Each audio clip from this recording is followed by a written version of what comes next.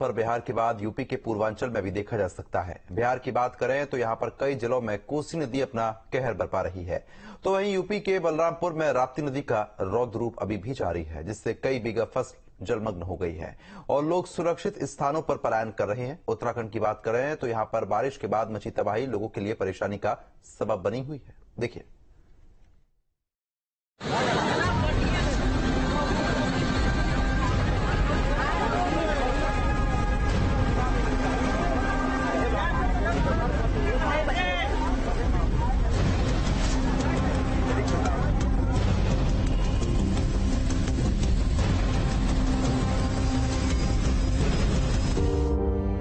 पानी में डूबे इंसानों की ये बस्ती भी कितनी बदनसीब है।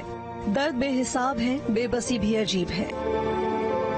जरा सोचिए कैसा लगता होगा अपनी आंखों के सामने अपने आशियाने को बिखरते देखना, अपने खेत को, फसल को नदी के कटाव में मिटते देखना। बिहार की त्रासदी ऐसी है कि दर्द को सहना यहाँ के लोगों की नियति बन चुकी है। वक्त बदलता है, सरकार आती है जाती है, लेकिन नहीं बदलती बिहार की किस्मत। सुपौल की ये तस्वीर बिहार की त्रासदी की कहानी कह रही है। ये वक्त संघर्ष का है। कोसी की विनाशकारी लहरों के बीच ये जिंदगी बचाने का संघर्ष है। काल बनी कोसी को मासूम बच्चे की उम्र पर भी तरस रही है। वो बच्ची को लील जाना चाहती है, लेकिन इस मासूम की जीवटता भी बेमिसाल है। एक टायर के सहारे वो मौत की गोद में बैठकर उसे आंख दिखा रही है, संघर्ष कर रही है। आखिर इस संघर्ष को सफलता का किनारा मिल जाता है और कुछ लोग मिलकर बच्ची को रेस्क्यू कर लेते हैं। बिहार की शोक कही जाती है कोसी। आसमान से ली गई दरभंगा की तस्वीर बिहार में नदियों की कयामत को बयां कर रही है। ये वही दरभंगा है जिसके बारे में पग पग पोखर, पान मखान, सरस बोल, मुस्की मुस्कान वाली कहावत प्रचलित है। लेकिन इस जिले के बड़े इलाके की पहचान सैलाबी आफत में मिट चुकी है। हर तरफ पानी का बसेरा है, लोगों के चेहरे से मुस्कान गायब हो चुकी है। दरभंगा में लगातार नदी की वजह से कटाव देखने को मिल रहा है। नदी के कटाव से लोग परेशान हैं। मुजफ्फरपुर के हालात भी कुछ ऐसे ही हैं। यहाँ ग्रामीण इलाकों में सैलाबी मुसीबत देखने को मिल रही है।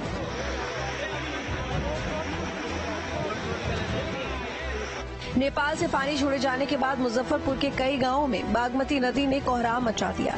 सड़क के ऊपर पानी बह रहा है। सैलाब की वजह से इलाके में जमीन कटाव की समस्या विकराल हो चुकी है। वैसे तो बिहार में नेपाल से आने वाली सारी नदियों का कहर देखने को मिल रहा है, लेकिन सबसे ज्यादा मुसीबत कोसी नदी से होती है।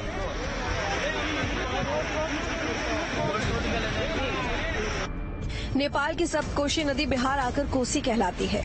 नेपाल से आने वाली बागमती नदी कोसी में मिलती है। नेपाल से निकलने वाली कमला नदी का पानी भी कोसी में मिलता है। यही वजह है कि कोसी का सबसे ज्यादा कहर देखने को मिलता है। कोसी नदी के साथ मुसीबत यह है कि ये बहुत बार रास्ता बदलती है। बिहार के बाद बात यूपी के बलरामपुर की करते हैं। यहाँ उतरौला इलाके के कई गांव बाढ़ की चपेट में हैं। सड़कों पर बाढ़ का पानी बह रहा है और गांव का संपर्क जिला मुख्यालय से कट गया है। बलरामपुर में राप्ती नदी का जलस्तर लगातार बढ़ रहा है, जिससे तटीय क्षेत्र में रहने वालों की चिंता बढ़ गई। राप्ती के कटान से प्रभावित क्षेत्र में तुलसीपुर और उतरौला तहसील के दर्जनों गाँव शामिल है। इस कटान के कारण खेतों में लगी फसलें पानी में डूब गई है। बलरामपुर जनपद नेपाल से सटा जिला है और पहाड़ी पानी का कहर ज्यादा रहता है, जिसके चलते बाढ़ की स्थिति ज्यादा बनती है। बलरामपुर में राप्ती नदी के कारण तमाम गांव प्रभावित होते हैं। बलरामपुर इस समय बाढ़ के कहर से जूझ रहा है। कई गाँव में बाढ़ का पानी भरा है, जिसके चलते ग्रामीणों का काफी नुकसान हुआ। उतरौला क्षेत्रों में अभी भी बाढ़ का तांडव जारी है। वहीं तहसील तुलसीपुर के कुछ क्षेत्रों में बाढ़ का कहर अभी भी चल रहा है। बलरामपुर में आई बाढ़ के कारण तमाम गाँव राप्ती के कटान की चपेट में आ गए हैं, जहाँ लोगों का काफी नुकसान हुआ है, तो वहीं दूसरी तरफ राप्ती से सटे गांव कटान की विभीषिका से जूझ रहे हैं।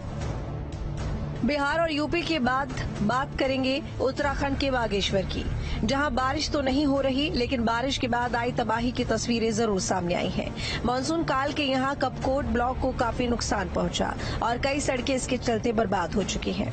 जिन सड़कों पर लोग कभी गाड़ियां लेकर चलते थे, वहां पत्थर और पहाड़ का मलबा है। यहाँ गाँव का संपर्क मुख्य सड़क से कट चुका है, जिससे ग्रामीण क्षेत्र के लोगों को दिक्कतें हो रही हैं। पूर्व जिला पंचायत अध्यक्ष ने आपदाग्रस्त इलाकों का दौरा किया और लोगों को आश्वासन दिया कि वो जल्द इस संबंध में अधिकारियों से बात करेंगे। जिस तरीके से इस बरसात में लोगों ने जगह जगह शिकायतें दर्ज करी हैं।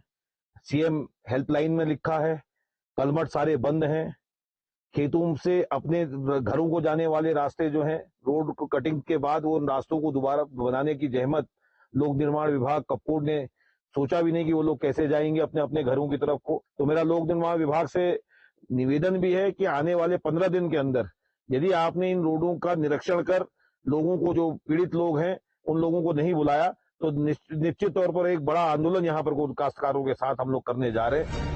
ग्रामीणों का आरोप है कि वो इस बारे में कई बार संबंधित विभागों को सूचना दे चुके हैं, लेकिन इनकी समस्या के बारे में अब तक कोई भी कार्रवाई नहीं की गई।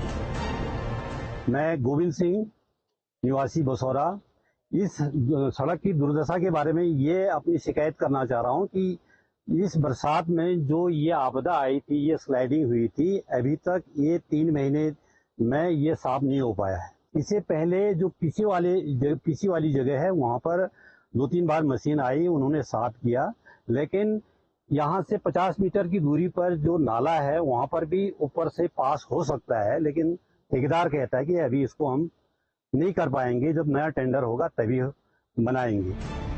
बाढ़ प्रभावित इलाकों में प्रशासन की टीम पीड़ितों की मदद में जुटी हुई है, लेकिन जिनके घरों में पानी भरा है, जिनके कच्चे मकान हैं और जिनकी गृहस्थी का सारा सामान बाढ़ में बर्बाद हो गया, बाढ़ की पीड़ा कोई उनसे पूछे।